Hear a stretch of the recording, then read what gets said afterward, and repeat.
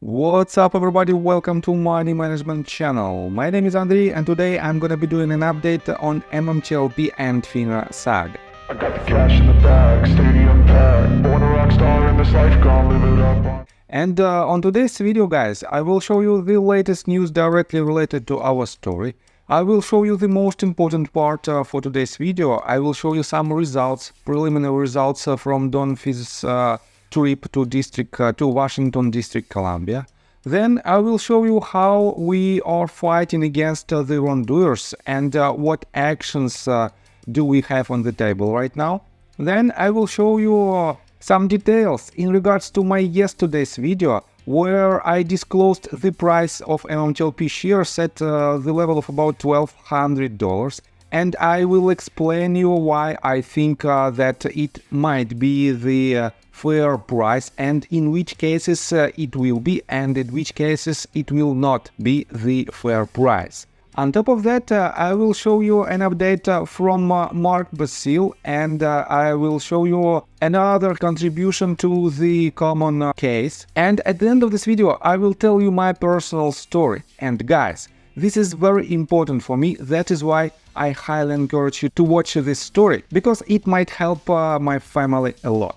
So, and before we dive deep into all of this, guys, please hit the like button for YouTube algorithm and drop me a line in the comment section if you think my videos are valuable for you. And let's start with the main news. You know that Don Fizz and his team are on Washington, DC, and they are pushing our case forward, and I made about 3 or 4 videos in regards to this trip, and he published another quite promising post just several hours ago. He wrote this: Texas, we made an incredible impact today. So multiple offices. Thank you for your letters. And he made this picture right in front of the Representative Randy Weber office. And definitely in upcoming days, I think we will see some updates in regards to this case, and we will see the summary of Don Fizz's trip. And guys, let me show you again the schedule that he has for this trip. As you can see, for today he has only 1 empty spot. On Monday, March 18th, he has only 2 of them. Then 3 on March 19th, Tuesday. Then again 3 the next day. 2 March 21st, and 5 on March 22nd. And guys, Don Fizz and his team are doing an incredible job. They are pushing our case forward directly to the Congress members and representatives. And I want to give a huge shout out to Don and to his entire team, because it is very important to know that these people are fighting for us. So let me show you another update on a quite similar case, on a quite similar topic. Junk Savvy wrote this: getting it done. Just had a great Zoom call with the US Senator's office. Richie is already scheduled to meet with the second senator. Thank you so much for the team that put this together. You never know where the next breakthrough is going to be. Follow-up is the key. Make the calls. Getting it done is my reward. Benjamin Franklin. And guys, I think Junk Savvy made this appointment, and I think she is the person who scheduled this meeting with Randy Weber. And definitely it is a very, very good achievement when we can do it basically from home. We can help Don Fizz to be effective in our case. Let me show you another tweet that was written again by Junk Savvy. Federal Reserve Board issues enforcement action against JP Morgan Chase & Co. and fines the firm approximately $98.2 million for an inadequate program to monitor firm and client trading activities for market misconduct. And guys, on the one hand, it is a very good achievement that another major bank was fined for almost $100 million. But to be honest, it is just a drop in the ocean, because we know that almost every company, every market maker have a line in their earnings report that they have billions of dollars of securities sold and not yet purchased. And this means these fines of just $100 million is nothing else but a drop in the ocean, as already mentioned, because these securities sold and not yet purchased is a huge number of almost pure profit. And we have to solve this problem as well. Guys, let me show you how other countries are trying to do it. Susan Trimbuff wrote this tweet 6 hours ago. Korea working on an online system to monitor illegal short selling as early as next month, while remaining cautious on whether the current ban on illegal short sales of stock will be lifted in June. And she added the link to the article that is titled FSC Short on Details about Illegal Short Selling Tracker End of Ban. And guys, other countries, other quite big countries like India, China, South Korea, United Kingdom, Thailand are trying to ban this illegal activity. And why in the world the US authorities cannot do the same? I don't know why, but we have to force them to do it. And let me show you another quite interesting update from Junk Savvy. She wrote this 10 hours ago. Thank you, Dennis Neal, for the parting shot dedicated to Richie and the MMTLP army. And she added, she basically refers to the Dennis Neal tweet that he published 11 hours ago in regards to his podcast, Ricochet. And guys, for 9 weeks in a row, Dennis Neal have been posting the updates in regards to our case. And in his latest podcast, he didn't have any special guests in regards to our case, but he mentioned directly about MMTLP story at the very end of his podcast. And I want to give a huge shout out to him because he is also pushing this case forward, and this is very important. So let me show you this tweet that I showed you yesterday. This is the tweet that was made by Junk Savvy with the $1,220 per share of average price. And this is the calculation which proves that MMTLP fiasco is bigger than Madoff Ponzi scheme, FTX and Silicon Valley Bank combined. And guys, a lot of people have a lot of doubts about the fair price of MMTLP shares. And this number is not a random number. It is basically the price from E-Trade account. And you can watch my previous video where I explained in details this price. And for now, I have to say that a lot of people in the comment section told me that this cannot be the justified price. But guys, let me show you this.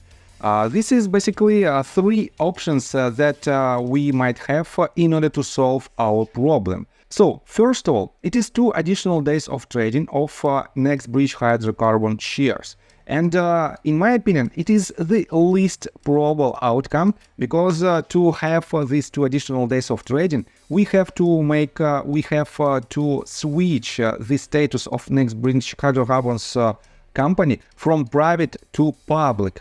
And definitely, this company didn't have any intentions to be a public company. That is why NextBridge hydrocarbons cannot be publicly tradable. And if you want to undo several major actions, if you want to restore the MMTLP ticker symbol, in my opinion, it is also impossible. That is why I don't think that we might have 2 additional days of trading. But if we assume that it is happening, in order to find out the real share price of MMTLP shares, we have to know the number of shares outstanding. And so far, we don't have this number.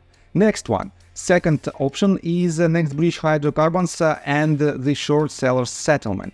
And this settlement definitely should be made through NextBridge hydrocarbons activity. And to make this happen, to make this second option a reality, we have to know the actual share count. And so far, we don't know it. That is why we cannot see this settlement as well. But if we imagine that this settlement happens, it doesn't mean that you will be able to sell your shares. It means that via this settlement, NextBridge hydrocarbons will receive some extra cash, and this extra cash should be distributed through all the shareholders, and that is why you will still have your shares on your books, but additionally you will have some kind of dividends on top of the fair value of your shares. And guys, about the fair value of your shares, I made a couple of videos, and if you want to, I can do another one in order to explain you in details these three options. And if you want me to do it, please drop me a line in the comment section and I will do it in upcoming days. So the next option is share sale via merger and acquisition process. And this is the only way how you can sell your shares. But in this case, we also have to know the actual number of shares outstanding, and we have to find the buyer, potential buyer of NextBridge hydrocarbon assets. And when the deal is done, definitely it will be a point where you will exchange your shares to some extra cash, and this will be the end of the existence of NextBridge hydrocarbons. It will be acquired by some other company, and that is the case how all actual MMTLP and NextBridge hydrocarbon shareholders can sell their shares. And all of the prices, all of the potential prices, I can explain you in my additional video. If you want to, I will do it within next several days or probably within a week.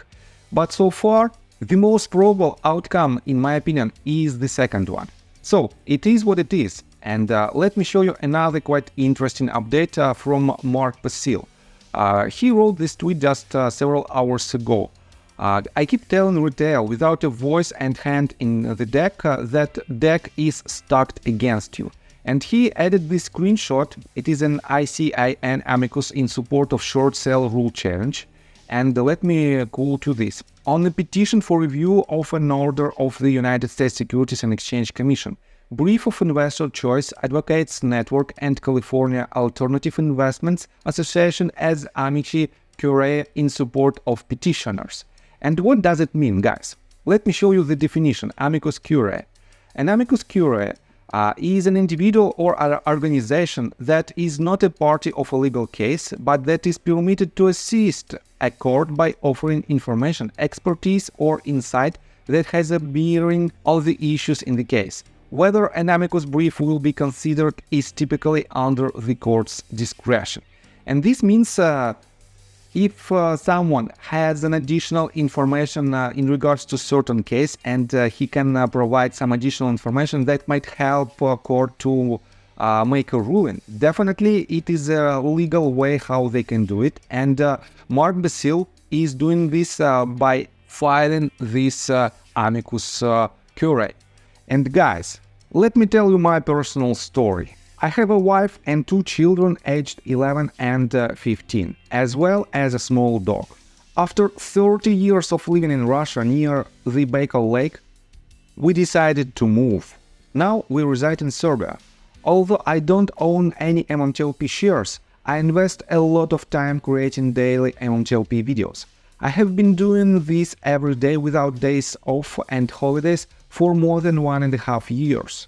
Now I wish to buy back this time from my family, from my children. We've agreed that I will ask the MMTLP community to support me, and I will give all the money to the children. Therefore, if you believe that I am providing useful content for you and wish to support me, you can join my Patreon account. For $5 a month, I will add your name to my list of supporters if you wish. Thank you in advance. The link you can find in the description below. So, I think that's all information that I want to provide you. If you like my video, please hit the like button and subscribe to my channel, and see you guys and girls next time. Bye! I got the cash in the bag.